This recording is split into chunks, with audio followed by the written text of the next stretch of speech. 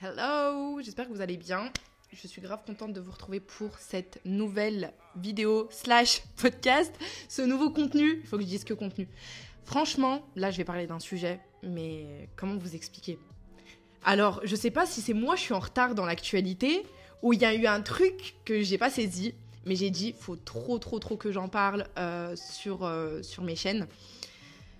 Parce qu'en fait, on vous ment un peu quand même, hein. On vous ment.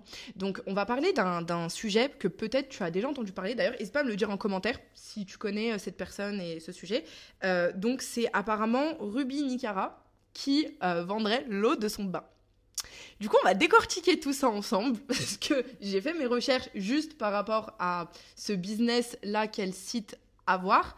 Et on va pouvoir en discuter ensemble. Donc déjà, pour ceux qui ne savent pas qui est Ruby Nicara, c'est une influenceuse, de ce que j'ai compris, qui fait aussi de la chanson, enfin qui rappe, qui est connue pour être assez clivante, assez open, on va dire ça comme ça, et parce que c'est pas péjoratif. Et donc franchement, je me suis dit ok, j'ai vu sur YouTube, c'était TPMP ou je sais pas quoi, Cyril Hanouna, qui disait, oui, enfin ça disait Ruby vend l'eau de son bain, en gros, sur la vidéo, et elle disait dans cette vidéo là qu'elle était une très grande entrepreneuse, qu'elle investissait dans plein de trucs et tout, et qu'elle vendait l'eau de son bain sur un site web, etc. Donc déjà, premièrement, la vraie question c'est déjà, est-ce qu'on a le droit de vendre l'eau de son bain? Parce que, entre parenthèses, là je fais référence à Ruby Nicara parce que c'est elle que j'ai vue, mais j'ai déjà entendu aussi dans une vidéo YouTube, je crois que c'était Oussama Hamar qui en parlait et qui disait qu'il avait une cliente qui parlait de vendre des shampoings énergisants où elle crache dedans. Et du coup, je me suis dit, faut trop que j'en parle parce qu'en fait, les gens, en fait, ils vont y croire, quoi. Ils vont croire que c'est vraiment réalisable, que c'est vraiment concret. Donc, on va un peu décortiquer tout ça. Donc, je vais d'abord prendre le cas de Ruby avec son eau de bain. Déjà, est-ce qu'on peut vendre l'eau de son bain? Donc, concrètement, non. Pour plein de choses, déjà, au niveau microbiologique et toxicologique, c'est très compliqué à faire passer. Donc après tu peux faire croire niveau marketing etc que c'est l'eau de ton bain ou que c'est l'eau de la rivière que t'as depuis 50 ans dans ton héritage familial. Ok, why not, ça va être du market, mais concrètement, dans la fabrication, dans la production et dans la mise en conformité, dans le lancement de l'eau, enfin la production de l'eau, de produits cosmétiques, il y aura jamais l'eau de son bain, quoi. Ça, faut arrêter parce que c'est pas réalisable, en fait, sur le plan de la sécurité, de la santé des consommateurs, ce n'est juste pas possible. Donc, maintenant, la deuxième question, c'est est-ce que Ruby Nicara a vraiment vendu l'eau de son bain? Donc, peut-être qu'en one shot, elle a fait un live et elle a dit coucou, quel mec veut l'eau de mon bain? Et elle en a vendu quelques-uns, peut-être. Mais ce qui est sûr et certain, parce que j'ai fait mes propres recherches, c'est qu'elle a aucun site web. Il y a aucune entreprise qui est créée au nom de ce concept-là. Apparemment, ce serait que du buzz. Moi, de ce que j'ai vu, ça m'a l'air d'être que du buzz parce que il n'y a... Enfin, franchement, j'ai pas trouvé le produit, je l'ai trouvé nulle part. Pour un truc qui est autant marketé, ne pas le trouver sur Google, je trouve ça un peu bizarre.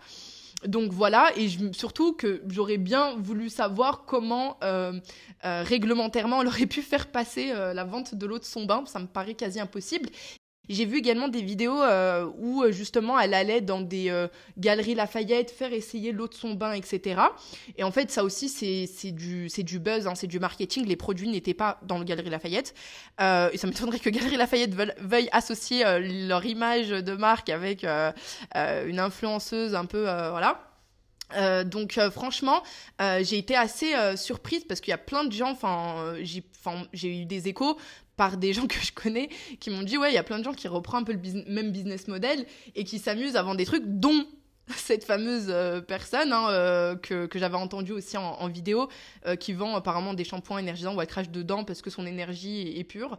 Non, en fait, réglementairement, ça ne passe pas. Si y a un contrôle de la DGCCRF, eh ben, on prendra toute la marchandise que vous mettez sur le marché et vous risquez de manger une grosse amende, sachant que quand on vend des cosmétiques pas aux normes, c'est-à-dire dans sa cuisine ou voilà, qui répond pas aux conformités européennes, eh ben, en fait, vous risquez jusqu'à 2-3 ans d'emprisonnement ans et 500 000 € d'amende, quelque chose comme ça. Je sais pas vraiment les chiffres, mais je sais qu'il y a risque de prison. Parce que, en fait, c'est, comme je l'avais déjà dit dans une vidéo, hein, c'est géré par le ministère de la Santé publique. Et donc, forcément, que si c'est le ministère de la Santé qui gère, bah, il faut être carré pour les consommateurs parce qu'on n'a pas envie de se retrouver avec des trucs sur la peau et avoir des inflammations, des brûlures ou que sais-je. Enfin, voilà. Il faut faire très attention à ça. Donc, au final, est-ce que Ruby Nicara a vraiment vendu l'eau de son bain? C'est possible, hein, mais elle a dû le faire voilà, en soum. Mais légalement et juridiquement parlant et réglementairement parlant, ni vous pouvez vendre l'eau de votre bain, ni vous pouvez vendre du shampoing avec vos crachats énergisants, ni rien de tout ça. Ça me paraît quand même assez logique et assez évident. Pour ma part, ça a du sens, mais peut-être pas pour tout le monde, donc je me dis ça peut être sympa vu que c'est mon domaine de pouvoir parler de ça et de remettre un peu les barres sur les T et les points sur les i. Voilà par rapport à ce sujet-là. Ça m'intéresserait de savoir si vous en avez entendu parler. Est-ce que vous en avez pensé? Est-ce que vous y avez cru, vous? Est-ce que vous vous êtes dit ah ouais, elle a vraiment vendu l'eau de son bain? Parce que c'est intéressant de savoir, en tout cas, comme je vous l'ai dit, ce qui est sûr et certain, c'est que ce produit-là n'existe pas et c'est interdit, encore une fois je le répète, de vendre ce type de produit qui est juste impossible à pouvoir mettre aux normes et encore plus à faire respecter la santé des consommateurs à travers ce type de produit, c'est juste impossible. Voilà pour ce sujet-là. J'espère que ce contenu vous aura plu et que ça vous a permis de savoir ce qui est possible ou pas possible. Si peut-être vous aviez l'idée de faire un business similaire, ce n'est pas une bonne idée. Abandonnez ça.